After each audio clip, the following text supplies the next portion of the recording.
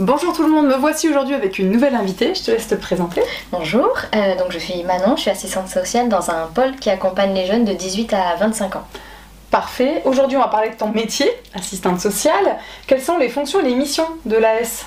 Alors, les missions de l'assistante sociale, c'est d'accompagner les personnes qui sont en situation de précarité ou en situation de handicap, ou toute personne qui, à un moment donné de sa vie, rencontre une difficulté.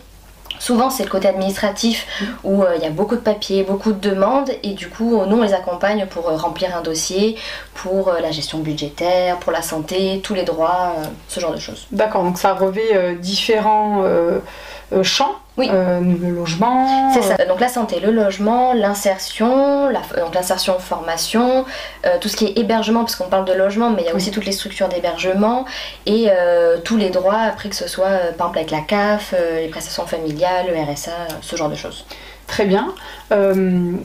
Tu accompagnes des gens dès 18 ans ou les mineurs peuvent consulter une assistante sociale? Alors, moi j'accompagne que à partir de 18 ans, mais par contre, bien sûr qu'il y a des jeunes, des mineurs qui sont accompagnés par les assistantes sociales. Et aussi par des éducateurs, on est une équipe pluridisciplinaire. Et par contre, les mineurs, soit ils sont accompagnés avec leurs parents, c'est dans le cadre de l'accompagnement famille, ou sinon ça va être des MNA, donc des mineurs non accompagnés, qui viennent sur le territoire français sans parents, sans famille, et du coup qui eux sont accompagnés vraiment seuls. Ok, donc ça veut dire qu'on peut consulter une fois une assistante sociale, oui, ou un assistant social, ou avoir un suivi pour atteindre un objectif donné. C'est ça, en fait tout dépend la problématique, la difficulté qu'on rencontre. En fait ça peut être sur une fois ou par exemple au Crous, donc ce qui est surtout dans les universités pour les jeunes qui sont étudiants, qui ont besoin par exemple d'une aide financière.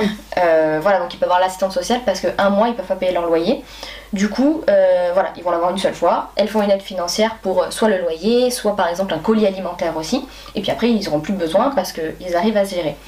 Mais il y en a, ils ont plus de difficultés pour leur insertion professionnelle, pour toujours la gestion budgétaire, c'est toujours un peu des fois compliqué suivant sa situation. Ouais. Et du coup, il y a plusieurs rendez-vous. Donc ça peut durer peut-être 1 mois, 2 mois, ou voire des fois 1 an, 2 ans. Ça dépend le besoin de la personne. Et ils peuvent aussi partir, revenir plusieurs mois après. Ça, il n'y a pas de contrat en fait spécifique. Voilà. Ok. Dans moi, la connaissance que j'ai du métier de l'assistance sociale et comment je le vois, c'est une professionnelle et un professionnel qui ont à disposition des ressources développées par la formation et donc accès à des documents, accès aux droits, et aussi accès à un réseau d'orientation et qui connaissent les rouages du système de l'intérieur. Par exemple, la MDPH, la maison de la personne handicapée, vous savez faire les dossiers, vous savez un peu comment ça marche, les délais d'attente, les commissions, enfin, il y a une connaissance un peu du fonctionnement. Oui, alors oui et non, enfin, oui, de façon générale, dans notre formation, dans les stages qu'on peut faire pendant la formation d'assistante sociale, on fait des stages dans différentes structures. Donc ce qui est intéressant, c'est de faire dans des structures vraiment opposées pour essayer d'avoir un champ plus large de connaissances. Mais ce qui peut être intéressant, c'est que suivant la problématique qu'on a, on va voir l'assistante sociale qui est spécialisée dans ce domaine. Par exemple, que tu disais la MDPH, il y a des assistantes sociales spécifiques de la MDPH. Parce que moi, personnellement, un dossier MDPH, je sais le faire. Mais les détails ou des choses comme ça, je préfère orienter vers une assistante sociale spécialisée là-dedans pour pas moi me tromper ou pour bien orienter. Oui, elle sera plus qualifiée parce qu'elle baigne dedans et elle a tous les codes. C'est ça, exactement. Comme par exemple la CAF, où bien sûr qu'on a des connaissances sur la CAF, mais des fois il y a comme les personnes qu'on accompagne, des petites choses où on comprend pas trop.